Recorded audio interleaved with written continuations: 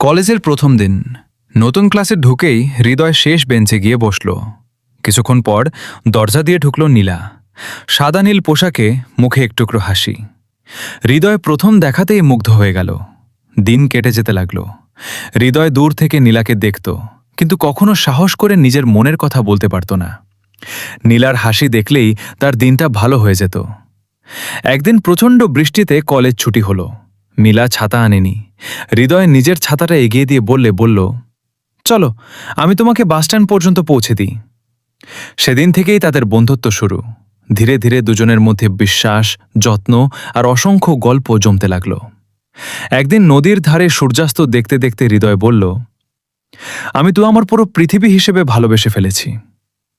নীলা কিছুক্ষণ চুপ থেকে মুচকি হেসে বলল, আমি অপেক্ষা করছিলাম তুমি কবেই কথাটা বলবে। সেই মুহূর্তে যেন পৃথিবী থেমে গেল। নদীর হাওয়া, লাল সূর্য আর দুজনের হাসি, সব মিলিয়ে শুরু হলো তাদের নতুন পথ চলা।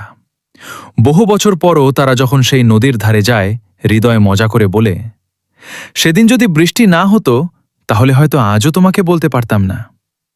নীলা হেসে উত্তর দেয়, তাহলে বুঝি আমাদের ভালোবাসার প্রথম সাক্ষী ছিল সেই বৃষ্টি।